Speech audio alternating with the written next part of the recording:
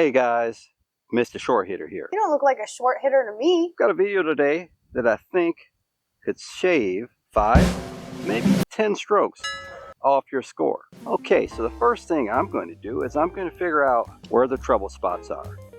We have a bunker on the right that's 238 to that bunker from here. There's trees on the left. There's 213 to those trees. There's a cart path on the left, a little creek over there.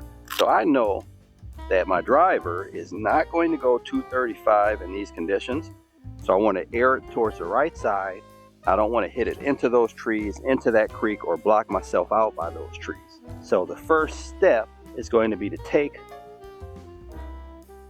the trouble out of play on the left. And sometimes what that means is laying up. If this hole was 20 yards shorter, I would hit a 4-wood, keep it short of that bunker. If this hole had out of bounds on both sides, maybe I'm hitting 4-wood or a high wood. Anything to keep me short of the trouble, especially in bounds. The other thing that means, sometimes it's taking the lesser of two. So I'd rather hit it in a bunker than hit it out of bounds. I'd rather hit it in the trees than hit it in the water.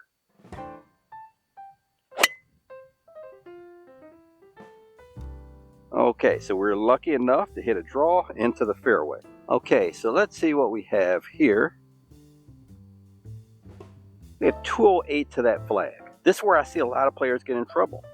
They pull out a club like their 4-wood and they say, oh, well, I can hit a 4-wood 208, not thinking about how far can they carry it. It's about 185 to carry the bunker and the rough to be safe. Now, how many times are you going to carry that club that distance over that bunker? That bunker is not a good place to be on this hole. So the first thing we want to do is know what our carry distances are. The second thing we need to do is not let ego get in our way. Well, you have a bunker on the right, you have a bunker on the left, and you can't even comfortably carry that number 8 or 9 out of 10 times. So why not just take something like a 7-iron and hit it short of all of that trouble.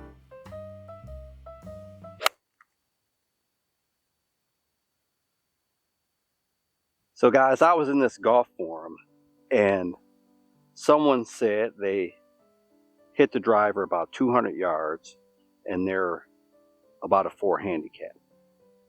And someone in the comments said, what do you do when you have a 440-yard par 4? My answer would have been pretty simple. If I play a 440-yard par 4, I make a par or I make a bogey. It's pretty simple. Unless you're a plus handicap, every hole isn't a par hole anyway. So why worry if you have to lay up short on occasion and hit your third shot on the green? Pin is well back there, 70 yards. If it was tucked between the bunker and just over the bunker, just hit it past the hole. Pretty simple.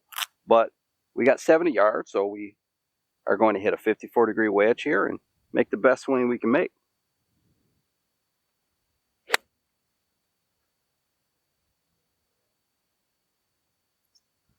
Didn't quite make the best swing we can make, but we're still safe. We're playing a tough hole. It was probably 445 or so to this back pin. So to give ourselves a putt like this, 15, 20 footers, there's nothing wrong with that. Even if that means playing safe, keep those bunkers out of play.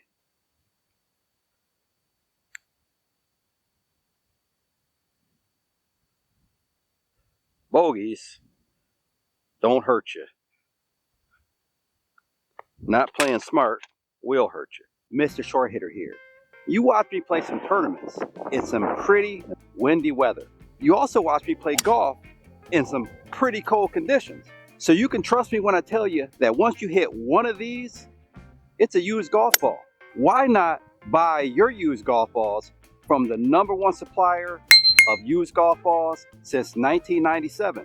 Golf Ball Planet has a huge inventory of all the top quality brands. You can save 18% by using my code MSH18. I also put a link in the description. So guys, another thing is recognizing the no-go spots. Sometimes golfers take risks that are completely unnecessary. If you're a +2 handicap, a lot of this doesn't apply to you. But we're talking about the golfers that are trying to break 80, trying to break 90. I'm 135 from the pin.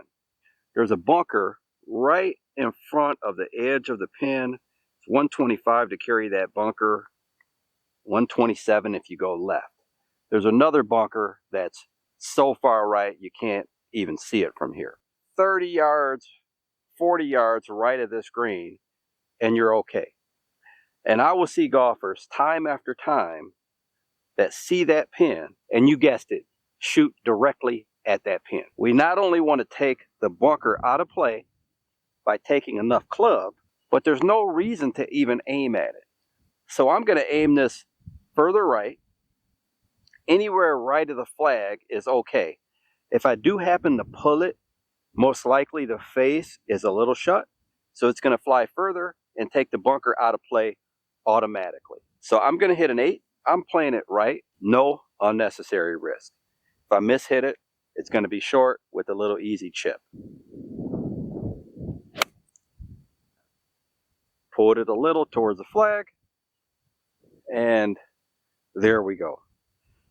So guys, some of the best rounds of golf I played were rounds where I struck the ball poorly, and I just happened to keep missing it in the correct places, or missing it in good places like that. So I'm aiming right, I pull it towards the flag. I'm aiming left, I push it. Some of my best rounds were played that way. If you just hit it in safe spots, you're definitely going to limit your damage. So guys, what I'm talking about is taking the design of a golf course and using it to your advantage. I'm walking here over towards the right side of this green. See how much room there is over here. If I hit a ball over here, you got a long putt. You have an easy chip. So trust me guys, I know every hole isn't designed with a huge bailout area, but generally there are areas that are a lot less penal on a golf hole than others.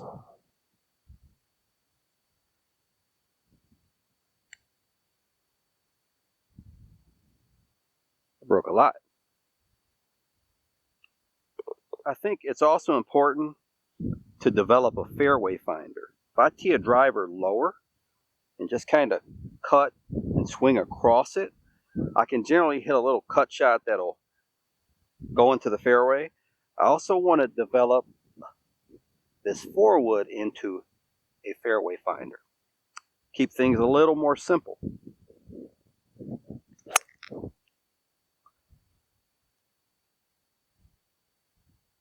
Closer is better. Not saying anything we don't know. However, we have to always hit shots that we can commit to. For instance, I see so many people that get on a par 5, their second shot, they're hitting a fairway wood. They're hitting a 3-wood or a 5-wood or whatever that club that they have that goes the furthest, even though they can't reach the green. And I see a lot of bad shots as a result of that. So you have to be able to commit to the shot. And the easiest way to be able to commit to it is to be hitting a club that you have a little confidence in. Okay, we've got 302. So could I hit the 4-wood? Yes. What is the benefit to hitting the 4-wood? Well, I'm going to get maybe 30 yards closer than I would if I hit a hybrid. But am I as confident with that club? Can I make as committed a swing? The answer to that is no. So I'm hitting a 5 hybrid. That's a creek on the left. We'll aim the cart sign on the right side. Need to avoid the big tree branches up there.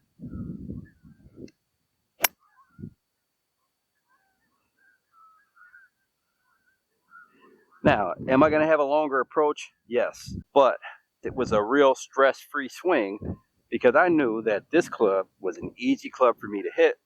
A lot of confidence in it. I could commit to the swing. Guys, I'm going to tell you a little secret. Don't share it with anyone.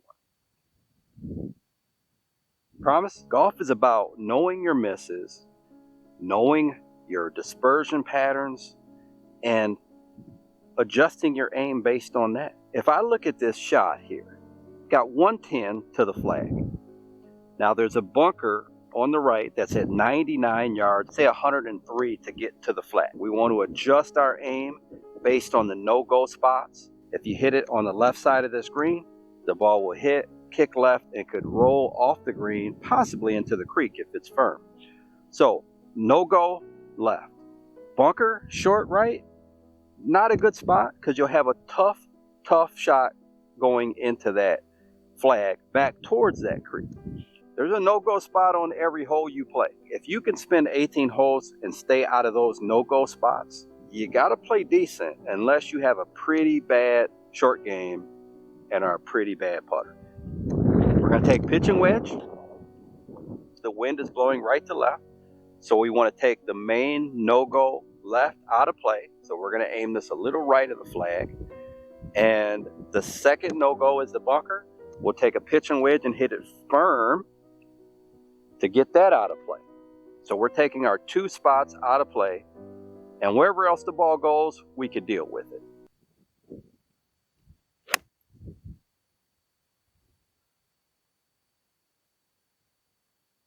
Okay, I don't know if that's short of the flag. This fairway is frozen. It didn't go in the water. It didn't go in the bunker. So we're not in either of our no-go spots. So we have a chance at par. It ended up okay, guys. That had to be close to going in. Here, might have lipped out. So guys, my next advice is to hit it far as you can. I don't mean take driver and swing out of your shoes. What I mean is if the hole is open to where there's no trouble, there's no hazards, there's no water, then hit your driver if that's the longest club in your bag. I'm never going to try to tell you that getting closer isn't better, but I don't want to sacrifice hitting it out of bounds because I'm trying to hit it further. This hole is pretty open, so I feel like I could hit a driver here. Right is more open than left.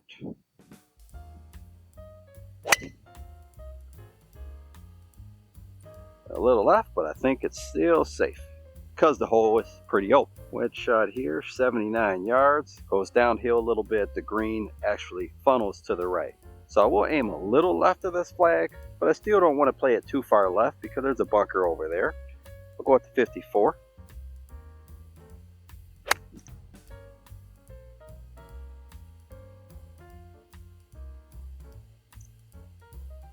And it's super soft. One thing that you also have to do is maintain your composure. I see players get upset for a bad shot or a bad putt. If anything bothered me, it would be a bad decision. That's the one thing that I can control. Can't control a bad swing. Like this putt, it falls off to the right, it gets to a little crest and it gets speedy after that. So I can't really be aggressive on this, and I have to recognize, even if I leave it short, I can't let that bother me because this putt could easily blow by the hole.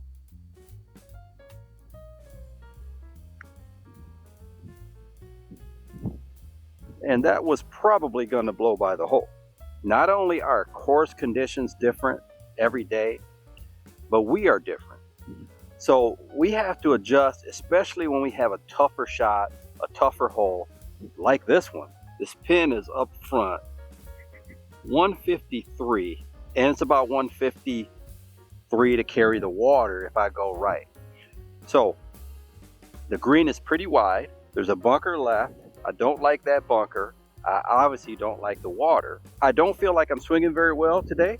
So I'm going to take extra club. So if I mishit it, I'm still okay, but I'm going to play even more conservative. You know, normally from 150 here, I might hit a 6 hybrid. We're going to take a 4 hybrid. Any type of shot with a 4 hybrid should carry that water.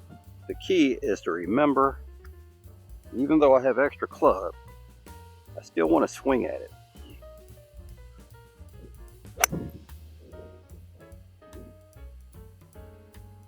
I have a long putt, but I'm going to be safe. Very tough putt, guys, but I would still rather take this than deal with that water.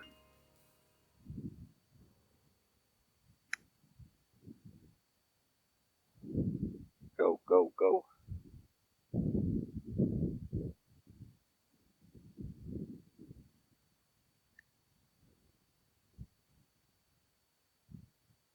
Little more. So leave down in the comments section your favorite tip from this video. Leave down in the comments section if there's a tip that you think might help your game. And if you want to know how a short hitter could beat a long hitter, click the video to my right. 5 holes to go, just play 13.